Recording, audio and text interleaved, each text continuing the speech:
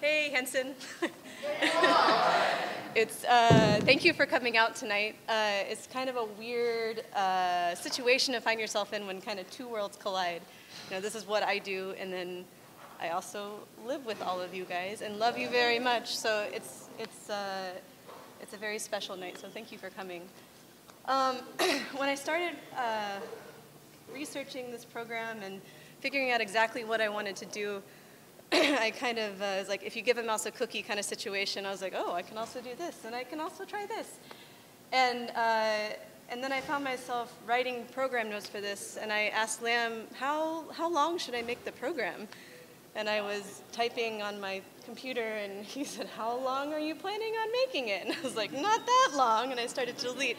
So I figured I'd put a little bit of information in the program and also just share a little bit with you about each piece. So I recently started to read this book titled Your Brain on Art, and I highly recommend it. I'm only just like very little way through it, but I think it's pretty spectacular. And it explains that when we experience art, we are biologically changed. So, you know, not just our hearts, but biologically changed. And it also shares a quote from Martha Graham, and I think it's a wonderful quote. She was an American dancer and choreographer that really reshaped American dance. And in it, the book shares that she says, there's a vitality, a life force, an energy, a quickening that is translated through you into action. And because there's only one you in all of time, this expression is unique.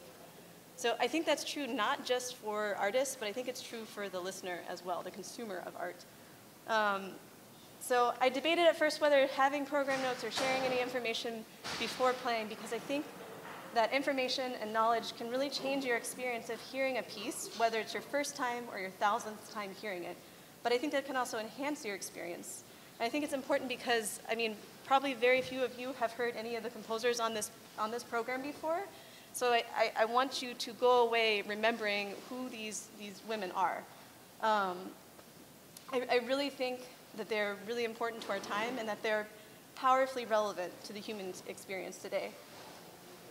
So with that in mind, as I speak before each piece, I totally understand if you don't want to absorb that knowledge, so you are free to stare blankly into the distance and just not listen to anything that I say. So this first piece is pretty special to me. It's a piece that my friend's younger sister's quartet mate wrote. And when I first started researching pieces for this, I texted my friend and I said, hey, do you know of any good pieces that I could play? And she said, oh, you should contact Lita Frank. She's fantastic. I know she has a bunch of solo violin stuff. And so I emailed her, which is an amazing thing to be able to do, to email, to write, to call a composer and say, hey, you know, what's up? Like, it's very, you can't do that with the majority of music that most people play. So she got back to me and said, I think this would be a wonderful piece to play. She's a fantastic musician. She's raised in North Carolina, and her family are musicians. Her dad makes violins and violas and things. So you can really hear how her music is colored through her Southern upbringing. You know, if you read in the program, it talks about how she really loves to improvise, and you can hear it all throughout this piece. And for me, this piece really, like, it really illustrates, like, memories for me of driving through the Blue Ridge Mountains growing up, because I grew up mostly in Nashville and Atlanta, and driving up to like West Virginia to visit grandparents, and then spending summers in Brevard, North Carolina. And you know, I can see like the winding mountain roads that my friend and I would drive through to get up there, and I can feel how humid and thick the air is up there. You can hear like the humming of insects outside. It's just, the piece is very illustrative. And as I see these words, I still hesitate whether I should share them with you, because I don't want to, like, not poison your ear, but like give you information before, you know? Spoil, thank you, who said that? It's you. So, to me, I think she creates these feelings, you know, not just through her harmonic structure, but she uses so many sounds and colors of the violin. She's an amazing violinist, and she writes so well for the violin, which is not always the case of all composers. Like, sometimes things can be very awkward to play. And while this isn't easy to play, it definitely sits well in the hand. And I think she really offers these things in such a natural and seamless style. for the violin. So this first piece is called Afternoon Elegy, and it's by Lita Frank.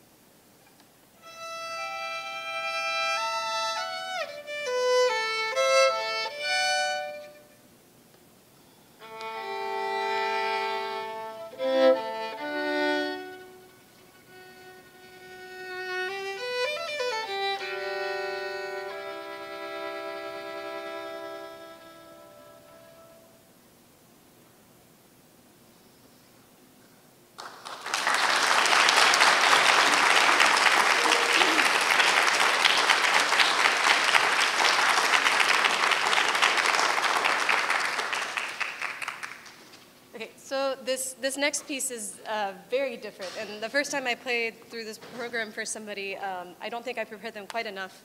I don't think it's like totally different, but I think it took this person by surprise a little bit. So Gabriela Elena Frank, you could write, and people have written books about her. She actually graduated from Rice many years ago as a piano student. And I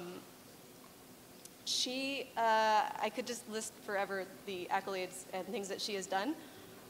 She has won a Latin Grammy. She's a climate activist. In 2017, she founded the Gabriela Elena Frank Creative Academy of Music, where it's kind of an incubator for composers and players and things like that. She was actually born with profound neurosensory hearing loss, and a lot of people are very surprised to hear that. And it wasn't discovered until she was in kindergarten. Her parents just thought she was learning Spanish and English at the same time, and so maybe things were just developing slower. But her kindergarten teacher said, no, I recognize the pattern, so they had her tested, and she was fitted with hearing aids.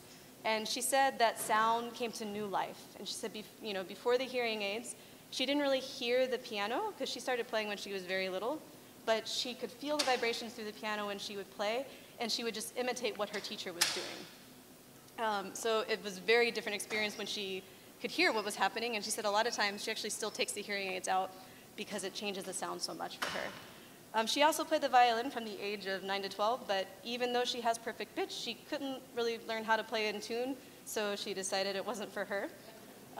And despite, she grew up in a musical household and heard a lot of music, a lot of Peruvian music, and she was always composing little pieces and improvising melodies and things, but she actually didn't decide to become a composer until the age of 16, before her senior year of high school.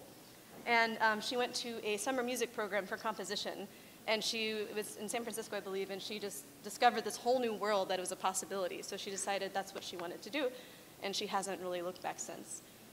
She views herself as a storyteller, and she is an ethnomusicologist in a way. She goes and she travels and she records the things that she hears. She keeps binders full of music just to draw from inspiration and things.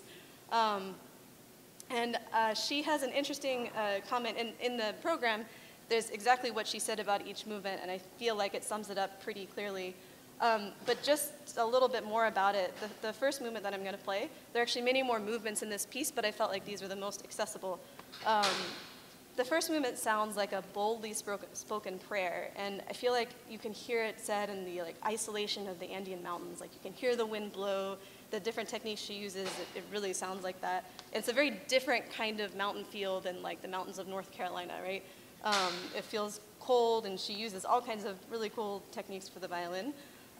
The third movement, the charango charanguista viejo, is old charango player. So I don't know if any of you are familiar with the charango, but it's like a little kind of guitar thing with 10 to 12 strings, and the body of the instrument is made out of an armadillo shell, which gives it a very unique sound.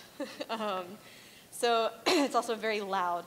So in this movement, she uses a lot of pizzicato, left-hand pizzicato, and the last movement that I'm going to play, the fifth movement, is supposed to imitate a tarka flute, and she uses quite a bit of dissonance and range. Like she uses similar intervals as the previous piece, but she adds a little more dissonance in there to kind of color the piece.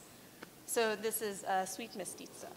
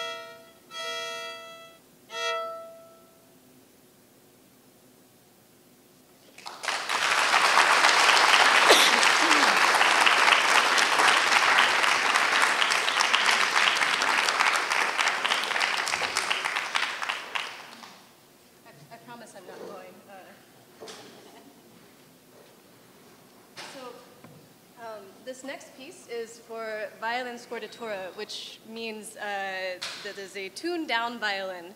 So oftentimes when you see scordatura, it's usually one string that's turned down. So you can actually hear on this one, the strings are G, D, A, and E, right?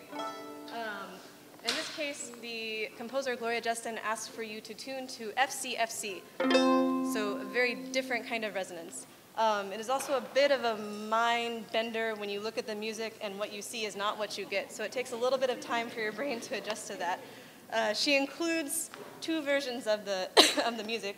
One in which it is the actual pitches that you hear, which is not what you're playing on the instrument, and the other is the fingering, what you play with your fingers, but it is not what you hear. So you kind of have to choose your battle. So this composer is a violinist, a composer, an artist. She creates wearable art. She also grows sustainable orchids. She was born in Portland, Oregon. She actually spent some time in Houston. She studied with Friedel Lack before she went to Curtis Institute. And Curtis Institute of Music is one of the most prestigious schools of music in the entire world. So she's a fantastic musician. She's also a very kind and generous person. When I emailed her, she was very forthcoming and gave me all kinds of great advice.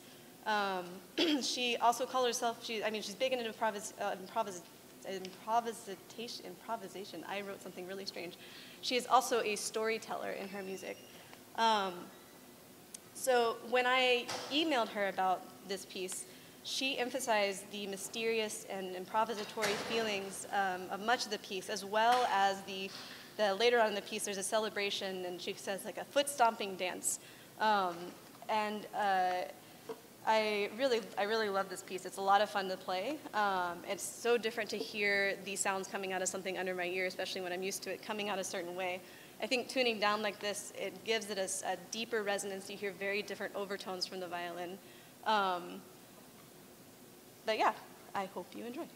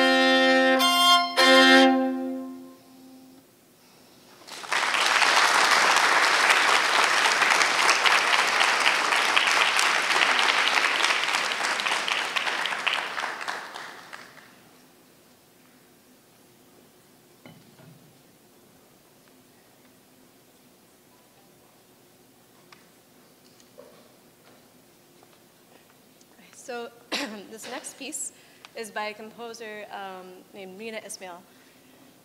And she actually was very similar to Gabrielle Lena Frank, based on just like how they both bring in two separate worlds of music together to make something very new and original. The first time I ever heard this piece, I was researching pieces, and I stumbled upon this piece, and a violinist named Vijay Gupta was playing, and I never heard him before. And I was entranced by his playing, and I was like, this guy, how have I not heard him before? So I followed him on Instagram, and then I was like listening to the piece, and I realized once I got the music, I was like, he tuned his G up to a D, and I was like, why would he do this? Like, who does this guy think he is? And I realized, like, by following him on Instagram, and I also follow the composer on Instagram, I kept seeing the same dog in pictures. And I finally realized, I was like, wait a second, they're married. So I was like, I guess he has more information than other people. So this piece, as you can see in the program, was commissioned for a Juilliard project where they take the Haydn last 7 words, and in between each movement, a different composer writes a piece for in between. And they're all very different. This is the only piece that was written for solo instrument. Originally it was written for cello, but now there are violin and viola versions as well. And just to tell you a little bit, I don't know who is familiar with Indian classical music, and if you're not, you really should be, because it's amazing. It's very different than Western music. So, you know, in Western classical music, there is, you know, scales. Like, that's kind of the basis of music theory. In Indian classical music, rag is kind of the scale. So the idea is that each scale has a mood that directly relates to a human emotion. And rags are referenced in many religious texts of India, like back to 200 BCE. So a very long time ago, these things have been written, and it's a tradition. So the rhythm aspect is also different than like what we're used to playing. If you want to have your mind blown, Google tabla and take a listen, because the rhythms are just so complex and amazing, and it's very hard to follow. So tal is the rhythmic meter of India, and it's often uneven and results in a different number and emphasis in each measure or section of a given rhythmic pattern. And like rag, they have many named and learned patterns. So in this music, you'll hear is a very improvisatory feeling. There are a lot of slides that mimic the human voice. I'm also using a Baroque style bow, so it's very different than like kind of the modern bow. It's much lighter. The shape is very different. The modern bow, the torque bow, makes a bow like a smile a little bit.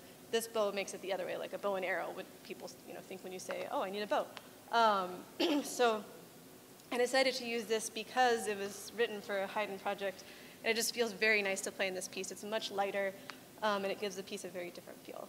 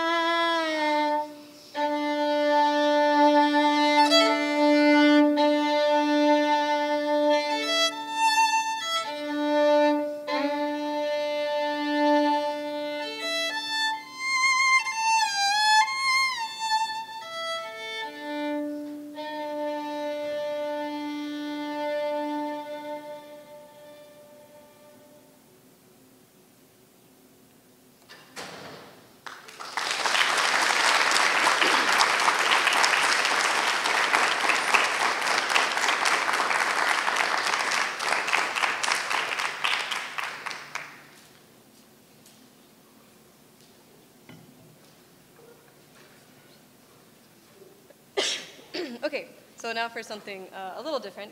Lara Auerbach is originally from Russia. She studied piano when she was very young and was quite a prodigy. She was invited to the United States when she was 17 in 1991, and it was a culture exchange program as a guest pianist. So she was touring in the States, and one day after performing in Denver, Colorado, an audience member suggested that she visit the Aspen Music Festival, which is a very prestigious music festival, and she participated for a little bit in the festival as a guest, and it became a turning point in her life. She, for the first time, saw so many new things, and she realized this was the place that she needed to be. So in order to do so, she had to leave behind everything. She couldn't go back home. She had to stay. So she made this decision, but she was only prepared for the 2-week stay of her concert tour. She didn't have the resources for anything beyond that. So she called the one number that she had, her mother gave her as an emergency contact, and it was an acquaintance of her mother's. So she called her to arrange a meeting, and she met this person. She played for her and also a conductor friend. And then this led to an audition for the president of the Manhattan School of Music, and then she was immediately accepted into the school. So this all happened like within a day, this audition process and life change. So she is also a prolific composer. She's an artist, she's a sculptor, she writes poetry, she's like won huge Russian prizes for her works. She's a very, very incredible person. So in this partita, you can hear echoes of Bach and some other things. You can hear how she embraces and combines styles and genres from all time periods. She doesn't just focus on one or the other, and she creates something new. And again, it's also, you can definitely hear her voice in all of her compositions. She asked the performer to use many different techniques to achieve the desired sound qualities. And you'll hear some similar techniques to other pieces, but some different ones as well.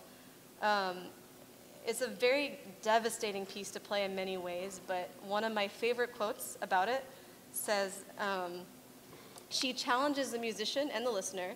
The skill needed to play the higher register movements and the astonishing 7th movement, Adagio Tragico, is not for the faint of hearted. So I hope you enjoy.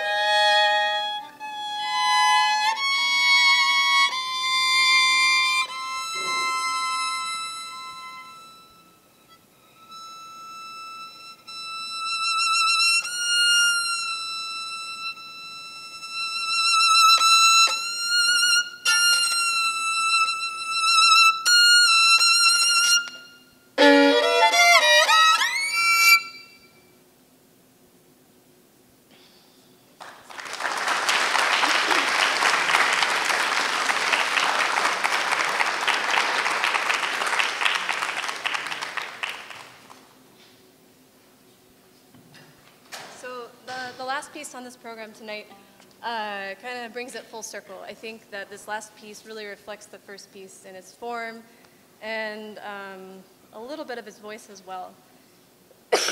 So Jessie Montgomery is a pretty well-known composer. Actually, I think she's probably the most well-known composer on this program of this time. So she grew up immersed in art and music. Her mother is an actor, a playwright, and a teacher. She's a distinguished figure in the avant-garde theater scene. And her father is a composer. He's a jazz musician and an indie filmmaker. Even while she was able to experience all this blending of musical genres and philosophies that were not traditionally viewed as compatible, she started studying violin at the age of 4 in a more traditional track rooted in the European tradition. When she was young, she would practice improvising a lot, and her violin teacher encouraged her to compose when she heard that she was doing this. So she began writing her own music around the age of 10 or 11, and she actually won several awards for her compositions. But when she attended Juilliard, she focused on violin performance, and then about her junior year, she started to compose again, but by herself outside of the composition department. So she writes so well for the violin, and I think part of that is because she is a performer. She plays her own music. She's does everything, and I think it helps to make this piece, Rhapsody No. 1, so beautiful and moving.